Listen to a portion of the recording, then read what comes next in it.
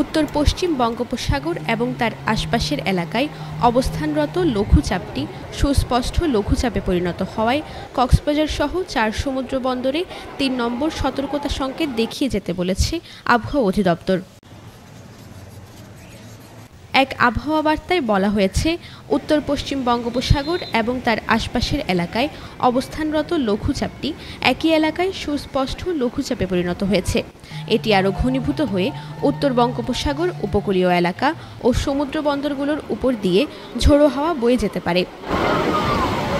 এছাড়া উত্তর বঙ্গোপসাগরে অবস্থানরত মাছ ধরার নৌকা ও ট্রলারকে পরবর্তী নির্দেশ না দেওয়া পর্যন্ত উপকূলের কাছাকাছি সাবধানে চলাচল করতেও বলা হয়েছে ওই বার্তায়। এদিকে কক্সবাজারে ভারী বৃষ্টিপাতের আশঙ্কার কথা উল্লেখ করে কক্সবাজারের সহকারী আবহাওয়াবিদ আব্দুল হান্নান মুঠোফোনে জানান, সক্রিয় সঞ্চালনশীল মেঘমালার প্রভাবে মঙ্গলবার থেকে কক্সবাজারে হালকা বৃষ্টিপাত হচ্ছে। এই বৃষ্টিপাত আরও ২-৩ দিন অব্যাহত থাকার কথাও জানান তিনি। ইতিমধ্যেই আমাদের কক্সবাজারে বৃষ্টিপাত শুরু হয়ে গেছে এবং সকাল থেকে এখন পর্যন্ত বৃষ্টি আছে। বাতাসের পরিমাণেও মোটামুটি বেশি আছে। ৮ মিলিমিটার বৃষ্টিপাত দুপুর ১২টায় আমরা রেকর্ড করতে পারছি। তো এটা আবার ৩টায় আবার 6টায় বৃষ্টিপাত রেকর্ড করা হবে। তখন আমরা হালনাগাদ আমরা প্রতি ৩ ঘন্টা পর আমরা যেহেতু নেই, তো আমরা এর পরপর আমি সকলকে জানাবো। কক্সবাজারের কোথাও কোথাও ভূমিধসের সম্ভাবনার কথাও জানিয়েছেন এই আবহাওয়াবিদ। আজকে থেকে হয়তো বৃষ্টিপাত আরো বাড়বে।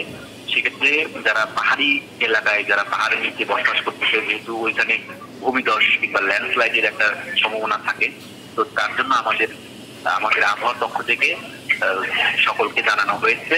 সৃষ্ট লঘুচাপের বিষয়ে তিনি বলেন, লঘুচাপটি ঘনীভূত হয়ে সুস্পষ্ট লঘুচাপে পরিণত হয়েছে।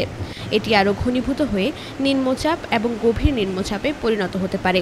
লঘুচাপের কারণে ৩ নম্বর সিগন্যাল, বর্তমানে লঘুচাপটি আরো ঘনীভূত হয়ে বর্তমানে সুস্পষ্ট লঘুচাপ হিসাবে আছে।